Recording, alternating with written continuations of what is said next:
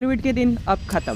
Bollywood it's been Bollywood में ऐसा है कि वही है, बॉलीवुड में जो है ना पॉलिटिक्स चलती है, वो हिंदू मुस्लिम वोमेंस मैं नहीं समझता कि आजकल के टाइम में चल रहा है। का अपना ट्रेडिशन दिखा रहा है, जो हमारा हिंदू धर्म है उसका ट्रेडिशन दिखा रहा है। खान का ड्रीम प्रोजेक्ट लाल सिंह चड्ढा बुरी तरह से फ्लॉप हो चुका है। एक टाइम ऐसा था जब बॉलीवुड पूरे एंटरटेनमेंट इंडस्ट्री पे राज करता था। हर मूवी मिलियन डॉलर्स में कमाती थी, ना कि सिर्फ इंडिया में बल्कि बॉलीवुड के फैंस पूरे वर्ल्ड वाइड फैले हुए थे। यहाँ तक कि बॉलीवुड की कुछ मूवीज ऐसी भी थी जो इंडिया से ज्यादा फॉरेन कंट्री में कमाती थी। दंगल इस मूवी ने इंडिया में 77 मिलियन की कमाई की थी, लेकिन इसने चाइना में 193 मिलियन की कमाई थी, ऑलमोस्ट 3 गुना ज्यादा। ऐसी और भी मूवीज है। मिथुन चक्रवर्ती, इन्हें कौन नहीं जानता, ओल्ड बॉलीवुड के जाने माने सुपरस्टार है, जिनका फैन बेस रसिया में इतना ज्यादा है कि ये जब भी वहाँ जाते हैं रसिया के फैंस पागल हो जाती है और उन्हें इंडिया से ज्यादा प्यार रसिया में मिलता है। सिर्फ मिथुन चक्रवर्ती नहीं बल्कि आमिर खान का ही ऐसा एक फैन बेस चाइना में भी है, जहाँ पर जो मूवीज इंडिया में फ्लॉप हो रही थी वो इस कंट्री में 2 गुना से भी ज्यादा रकम कमाती थी। लेकिन अचानक से ऐसा क्या हो गया कि बॉलीवुड ने अपनी शान और शौकत खो दी। अब हालात इतने बुरे आ चुके हैं कि बाहर कंट्री का तो छोड़ो, इंडिया के लोग ही मूवीज को बॉयकॉट कर रहे हैं। मूवीज अब मुश्किल से ही अपना प्रॉफिट जनरेट कर पा रही है और कुछ एक्टर्स तो ऐसे जिनका करियर ही खत्म हो चुका है। तो आओ जानते बॉलीवुड की सक्सेस से फेलियर तक की कहानी। want to feel out of place यार। हम भी बॉलीवुड का हिस्सा है, हमारे को भी बॉयकॉट करो। has made us, nobody else has made us. The same people pointing fingers as also they are only making these nepotistic stars. ना आप जा रहे हो ना फिल्म देखने, तो मत जाओ। Nobody has forced you. I think हमने कहीं ना कहीं थोड़ी सी वो गलती कर दी कि हमने साइलेंस रखा था, वो हमारी शराफत थी और उसका एक एडवांटेज ले लिया कि हमारी कमजोरी पर आई थिंक समवेयर हम ही ने थोड़ा सा ज्यादा सहन कर लिया। तो बॉलीवुड के फेलियर की शुरुआत 2020 से हुई, जब देश में लॉकडाउन लगा था। उस टाइम पूरे देश के लोग अपने घर में बंद हो गए थे, किसी के पास कुछ करने को नहीं था, इसलिए सारे देशवासी बैठकर मूवीज और वेब सीरीज देखना स्टार्ट कर देते।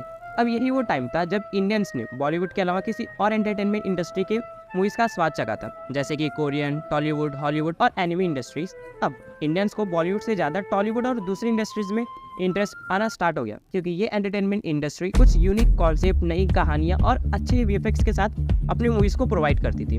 और अपना बॉलीवुड वही 3 से 4 टाइप के कॉन्सेप्ट की मूवी दिखा रहा था, जिसमें लव स्टोरी, आर्मी से रिलेटेड मूवीज, कास्ट और रीमेक्स या फिर सीक्वल्स मूवी जैसी मूवीज शामिल थी। अब इंडियन ऑडियंस बार बार यही कंटेंट देखकर बोर हो चुकी थी और उन्हें लॉकडाउन में नई इंडस्ट्रीज को डिस्कवर करने का मौका मिला था, जिसकी वजह से इंडियन ऑडियंस को money heist, suicide squad, squid game, joker, the last dragon, light house जैसे वर्ल्ड फेमस और कुछ यूनिक स्टोरी वाले मूवीज देखने को मिले थे, जिसके वजह से इंडियंस धीरे धीरे इन यूनिक कंटेंट से करीब और बॉलीवुड से दूर जाने लगे। अब लॉकडाउन ने इंडियन ऑडियंस को एक नया टेस्ट दिया था, लेकिन ये वो एक्चुअल रीजन नहीं है जिनके वजह से बॉलीवुड आज इतना नीचे गिर चुके हैं। लॉकडाउन तो बस बॉलीवुड के डाउनफॉल का एक शुरुआत था।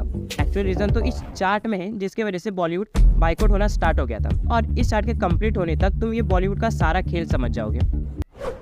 रेपुटेशन 3 जून 2013 को फीमेल एक्ट्रेस और सिंगर जिहान खान ने सुसाइड कर लिया था। पूछताछ करने के बाद जाने माने एक्टर सूरज पांचोली को गिरफ्तार किया गया। सिर्फ यही नहीं बल्कि 14 जून 2009 को एक और काफ़ी फेमस एक्टर सिने अनुजा को अपने ही फीमेल वर्कर के रेप केस में अरेस्ट किया गया था।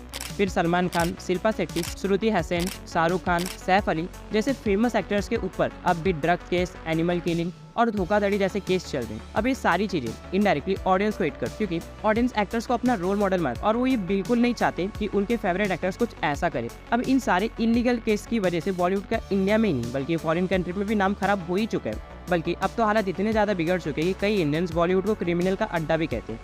अब इस पॉइंट से काफ़ी करीब हमारा एक और पॉइंट है, जो कि है नेपोटिज्म। तुम इस टॉपिक से काफ़ी ज़्यादा वाकिफ हो गए, लेकिन ये बॉलीवुड के डाउनफॉल का रीज़न कैसे बना? जवाब बड़ा सिंपल है।